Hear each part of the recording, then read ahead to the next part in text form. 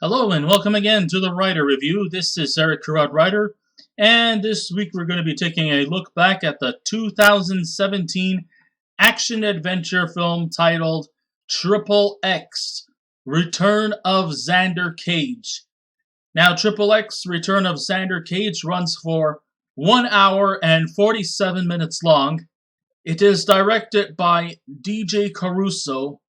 It is produced by Joe Roth, Jeff Kirschenbaum, and Vin Diesel. The script, the second...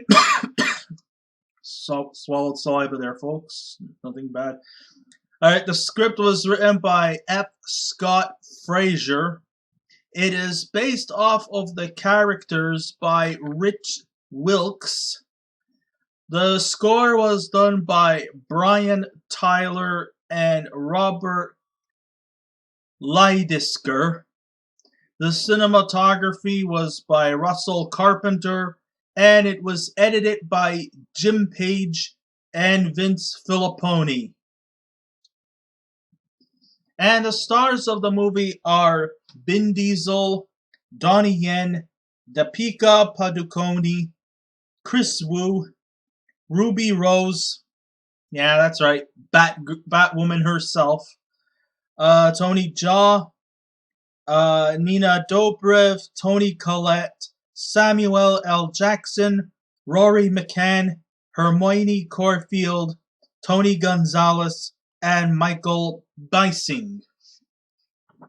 In 2002, after the success of 2001's The Fast and the Furious, Hollywood found its new successor in the action film genre, with Vin Diesel taking charge. Now, prior to Vin Diesel's status as an action star, well, he actually has been in a few quite successful movies, although he wasn't in the star leads, but I know his debut, or one of his earlier roles, was in the Tom Hanks, Matt Damon movie, Saving Private Ryan. He kind of plays kind of a much more smaller supporting role. But, that's I think one of his more earlier films. Prior to that, he's done a few other art house type movies before making the transition to action. After all, guys like Arnold Schwarzenegger and Sylvester Stallone and Jean-Claude Van Damme, well, they were all becoming kind of, passé. So, by the time you get to the early 2000s, filling in the void for them, we had, of course, Vin Diesel. He would star in what had potential to be the future franchise that it will take off. Diesel who would star as Xander Cage in the XXX franchise. It had everything of what you would expect to in an action film. Muscle, ammunition, explosives, some lighthearted and some dark-themed humor, cool bad guys, gadgets, and plenty of other things that gets that adrenaline rush, that energy flowing inside of you, especially if you're an action junkie who loves their excitement, their explosives, their espionage. In some ways, XXX could have been something almost like a James Bond type. But, unfortunately, it did not have the same level as The Fast and the Furious, but it had hoped to get better if they launched a second installment. So, cut to 2005, and all our wishes were thrown out the window. Vin Diesel demanded a salary raise, and when his request was rebuffed, he left the project, and XXX State of the Union recast rapper-actor Ice Cube to take the lead as Darius Stone. The following sequel failed to reach $70 million, and the franchise was killed before it ever got off the ground. Well, cut to 2017, Diesel decides to reprise his character and the third part gets the green light. And to be honest with you, very little has changed since the first installment was relaunched. XXX, Return of Xander Cage, and you have the feeling like you revisited 2002 at a time when atmospheric adrenaline-fueled movies like this were the fad with the same direction that you can see when watching Jack Bauer or James Bond, the stuff that adolescent boys truly definitely go crazy for. The level of excitement can be a bit illogical at times, and it's hard to take this as a serious film, though the characters take the roles given to them very seriously, even though it should never meant to be that way. You see, when Roger Moore was doing James Bond, he tried to make it as light as it can. Because let's face it, in many action movies, there are great amounts of level of comedy. And it's just that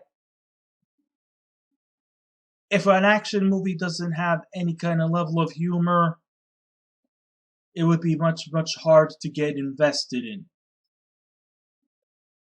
You know, I mean, the Die Hard movies too also had provide great levels of comedy. Even some of the more lesser known action movies, whether it be crime or whether it be adventure and stuff like that, we need some level of humor to go with the flow of the story just to get more invested in. Sure, we can play it off for a few laughs, and usually these kind of blockbuster movies are never meant to be taken seriously. But the big weakness of XXX, The Return of Xander Cage, or the XXX series, is that we are seeing what we call absurdist type of movies, but they somehow somewhat fail because they take it way too serious when it really shouldn't.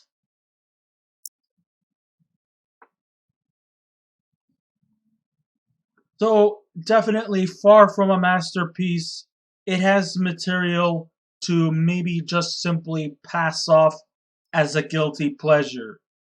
And what I mean by a guilty pleasure is, was the movie good? To be honest with you, no. Was it enjoyable? Yes. Was it exciting? Yes. But was it a good movie? No, it wasn't.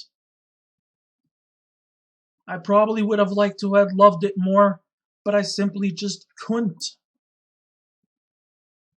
After Diesel's departure from the franchise, there were fragments of possibilities that his character was killed somewhere near the first and second installments, which it kind of explains for his no-show in XXX State of the Union.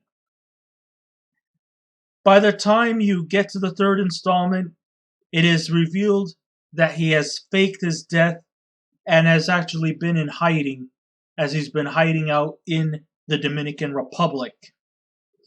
When news goes about the murder of his mentor, Augustus Gibbons, played by Samuel L. Jackson, who still thinks he's playing Nick Fury, Xander is back and ready for action.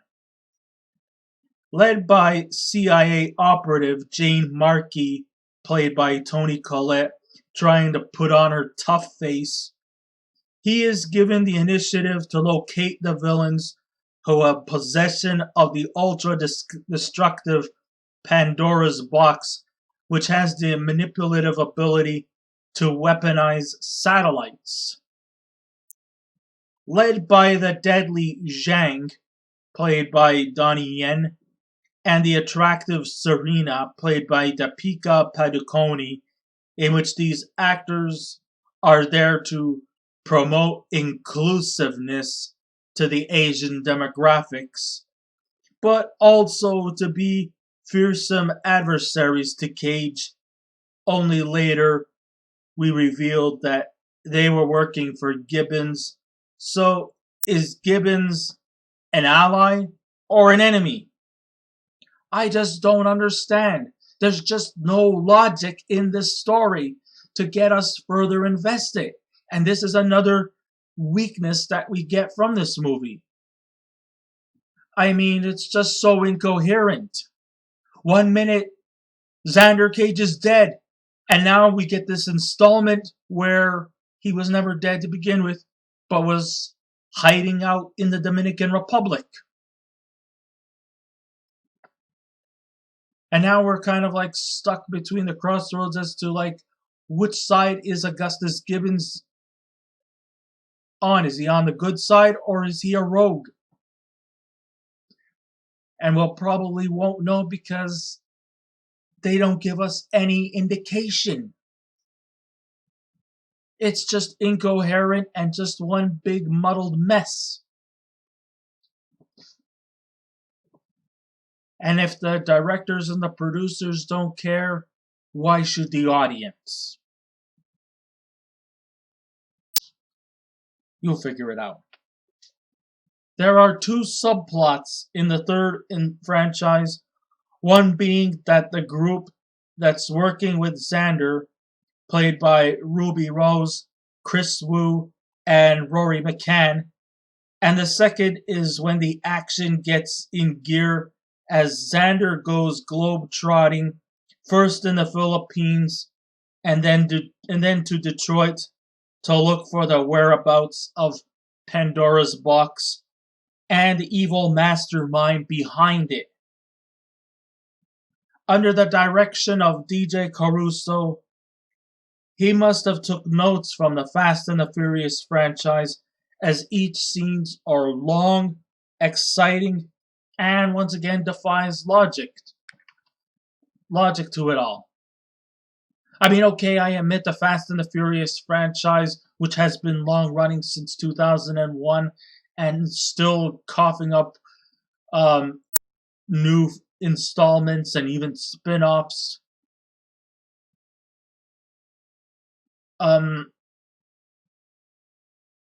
It has never always been about logic. It is, I mean, okay, I admit it's not Shakespeare. We're not here to see any kind of stories about, changing life or character-driven stuff. No, we're here to see action. We're here to see excitement and stuff like that. But also at the same time, a little bit of some concrete storytelling could also be put into good effect, and you just don't see it here.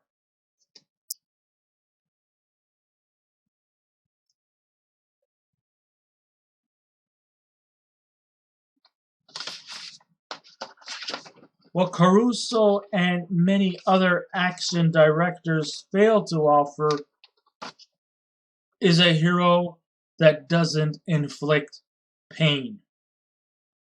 How are we supposed to get invested in characters who could get away with the things they put up with and walk away without an injury? Not even a little scratch. I mean, it's like, geez. I mean, you see that in the Fast and the Furious movies where Vin Diesel seems to defy the art of gravity, and also you see him fall through buildings, break through windows, and not even get a single cut. You also see him getting shot at, but does he ever go down dead? No. It's like the guy's got more lives than Houdini. I mean, he practically seems like almost like an untouchable. He's always putting his life in danger, putting others in danger, and maybe while others may take the fall, he just gets back up. Like as if nothing happened. So then the fans just are like predictable, like, oh wow, he's gonna get through this without a scratch. He's gonna come out in one piece. I mean, it's practically just same shit, different size.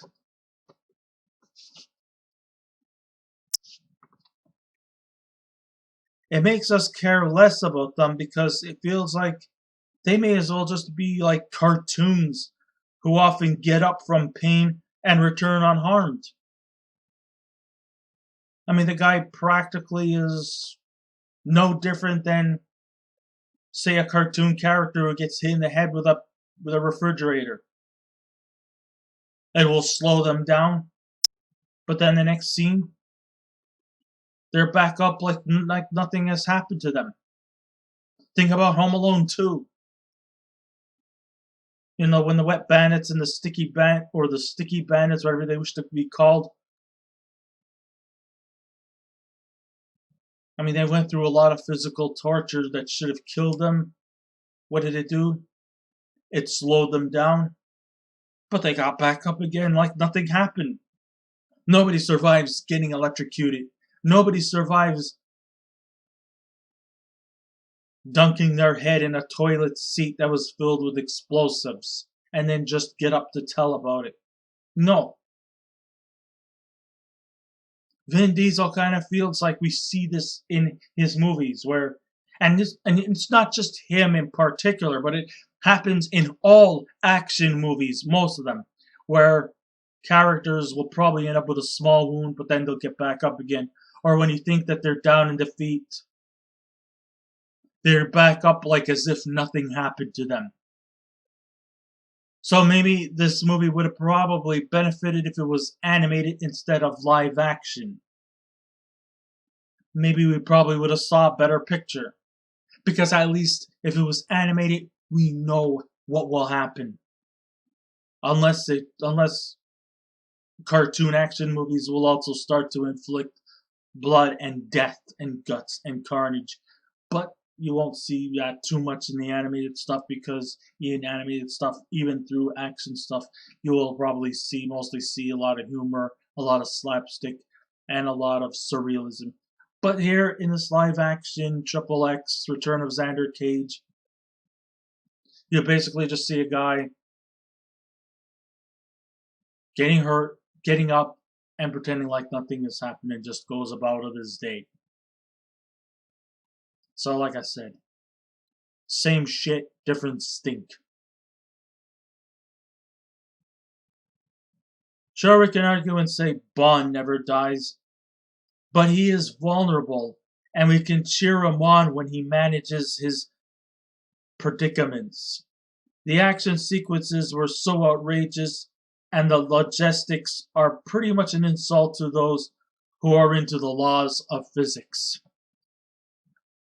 I mean, there could be irony in movies, but the problem with this movie is that there are just way too much irony. There are many times when viewing this movie that the nautical nonsense must have been a parody to action films. Sure, to the unintentionally funny scenes. It was advertised as a comedy, then I'd be fine with that. This movie could have easily been an action comedy that parodies action movies. If they would have actually turned it into that kind of predicament, we could have probably saw something out there. But we didn't. But it doesn't say it's a comedy, and the performers act like it's serious through their frame of minds, and it really makes it off-putting. Sure, there might be the odd funny scene, but the atmosphere through the eyes of Caruso and the ensemble makes us want to believe that we are watching a serious action film, when really we're not. The final scenes that led up failed because we can never take a moment that this was intended to be serious. I mean, basically, instead of laughing, most of the time I was like having my eyes rolling, like, oh boy, here we go again. But that's the kind of feeling I got. I'm sure it's hard for me to trash on this movie too much, like as like junk food. It's really eaten for the sake of a guilty pleasure. In some ways, this movie kind of reminds me of junk food to the eyes. Sure, it tastes good. Sure, it's actually a much more convenient way to have food instead of just cooking, or if you're too lazy to cook and you just want to pig out on junk food. This is what this movie is about. It's all about just having the kicks out of watching some action movie. And that's really all it was for. It takes itself way too seriously that there really hardly is any funny scenes. But yet I can assure you, this movie is not to be taken lightly. Is not to be taken lightly because it doesn't want you to take it lightly. Even though we will take it lightly. But it doesn't want us to take it lightly. They want it to make us think that this is all serious stuff. When really, it's anything but serious. And sure, it is a mindless flick. It is never boring, and definitely the noise will keep you awake for hours. And yeah, Vin Diesel takes most of the screen time, but let's face it, even he is like outweighed and outperformed by the likes of Donnie Yen, who practically stole the show in this movie. And if they get a fourth installment, Ice Cube and Vin Diesel will likely partner up more likely for approval in the Asian film market. But viewing this movie, I think Xander was better off staying out of the limelight. I don't think there was really a need for him to come back. Because if he was going to come back to this garbage, he should have just done another Fast and the Furious movie. Or maybe even branch out to try for some other avenue in the movie industry. But for what it was, I'm not going to shit too much on it because it wasn't complete shit. But at the same time, I would not consider it like overly. I would consider it to be overly that great. Because there was a lack of surrealism, a lot of lack of logistics. And it was basically, if you've seen one action film, you've seen them all type of thing. And of course, as always, the good guy wins, the bad guys get their comeuppance. It's all cliche. And if I was to give this movie a score out of 10, I guess I would have to give XXX, The Return of Xander Cage, a 5. It's still better than State of the Union, but that's still also not saying much. So I guess this ends my writer review. Thank you all for listening in. If you wish to subscribe to my YouTube channel, please feel free to do so. If you wish to leave a comment, go right ahead. But just remember the 3 simple rules. Be kind, be courteous, and please refrain from any rude comments. And I will be back again with another movie review. So until next time, this is Eric Karate Writer saying, keep watching those movies, and I'll see you around. Goodbye.